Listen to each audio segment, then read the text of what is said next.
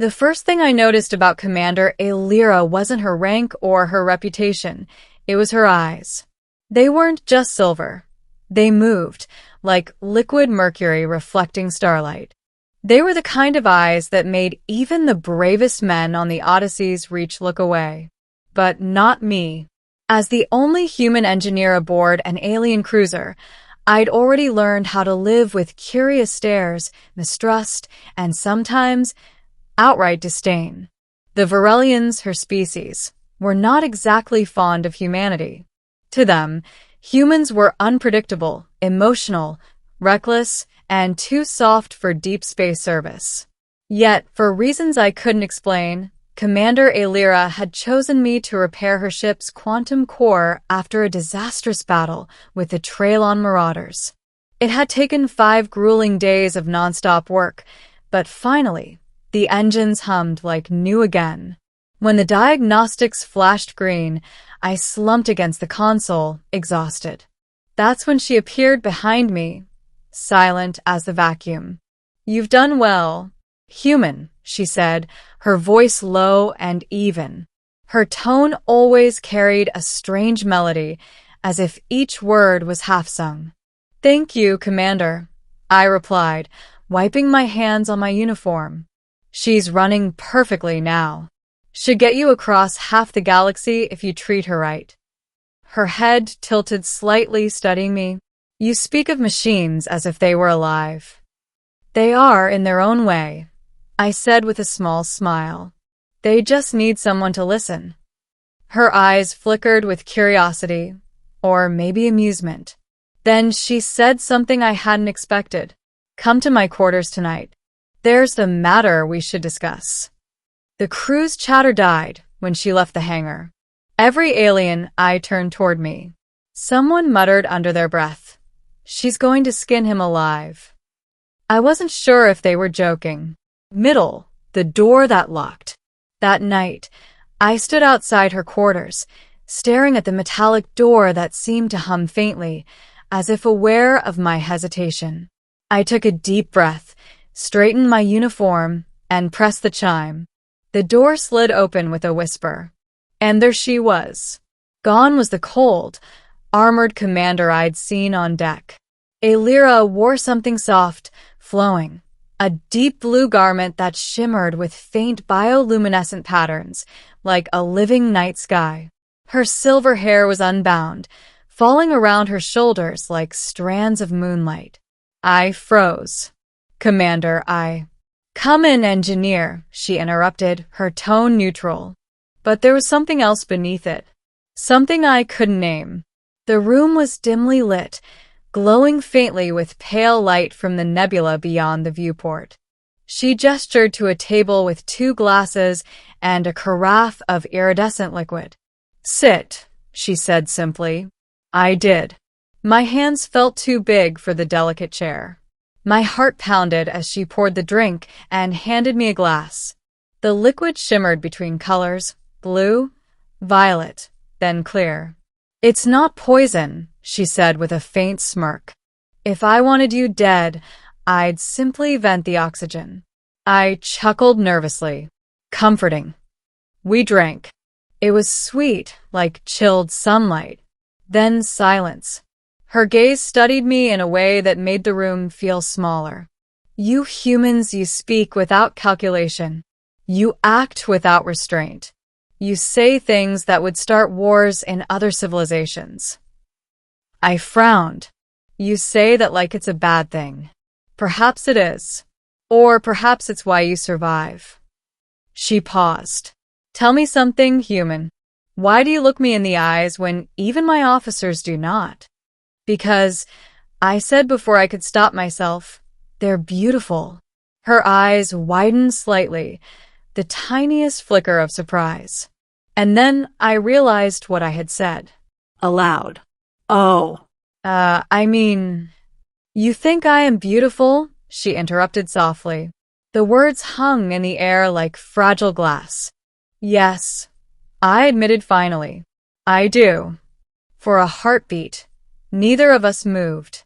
Then she stood slowly, walked around the table, and stopped beside me. The soft fabric of her garment brushed my shoulder.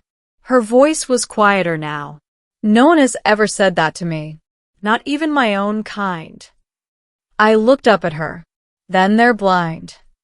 Something changed in her eyes, a flicker of warmth breaking through the cold. And then, without a word, she reached past me and pressed something on the wall. With a click, the door locked. My pulse jumped.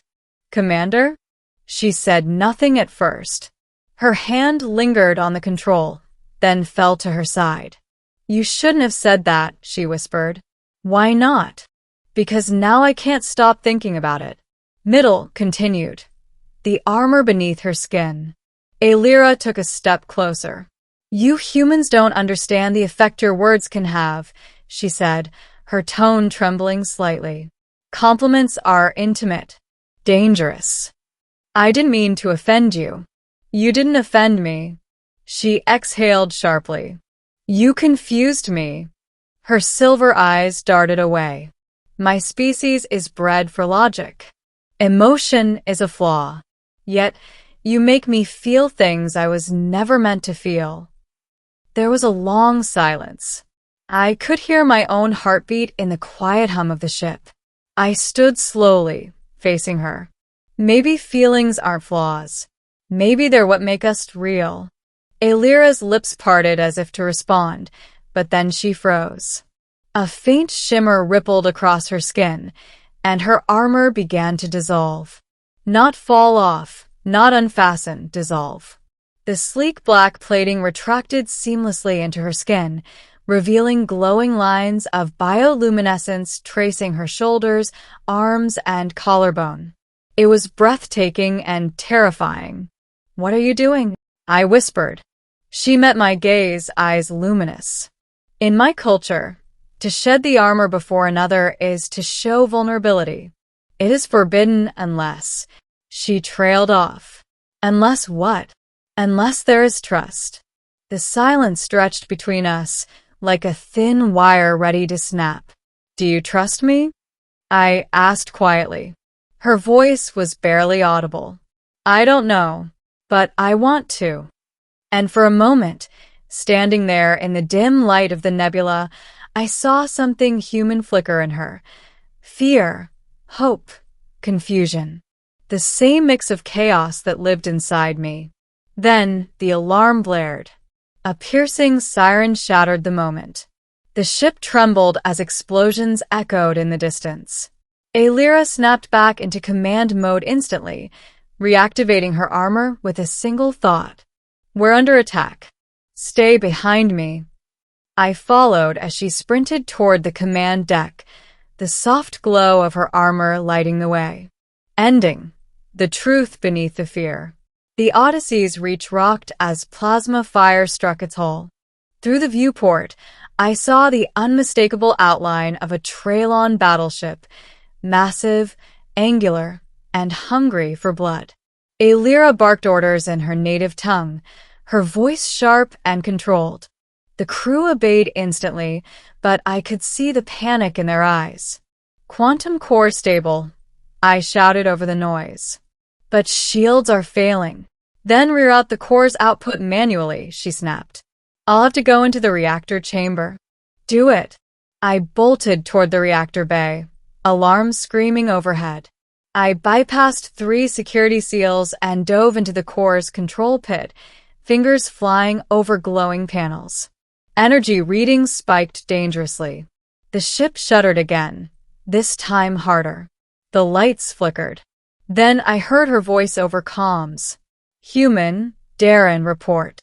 I'm stabilizing the core." "Almost there." Something exploded above me. I hit the floor hard, sparks raining around me. When I looked up, Alyra was standing in the doorway, smoke curling around her silhouette. She pulled me to my feet and slammed the control lever down herself. The ship roared to life as the shields reignited.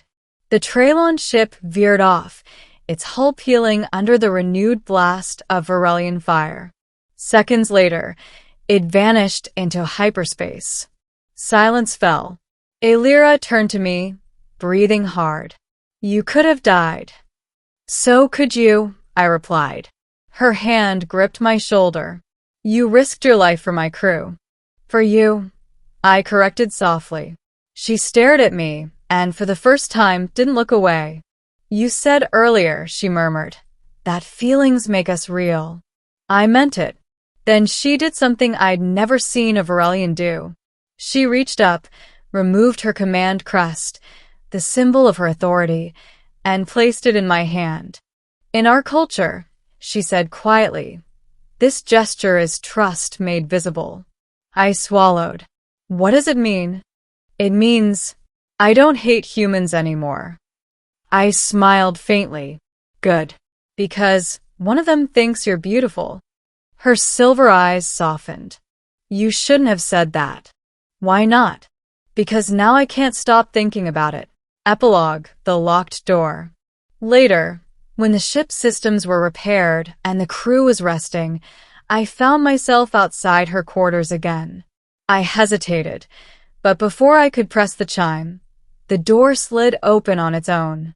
She stood there, armor gone once more, bioluminescent patterns pulsing gently across her skin. Come in, she said softly. I stepped inside. The door slid shut and locked behind me. This time, I wasn't afraid.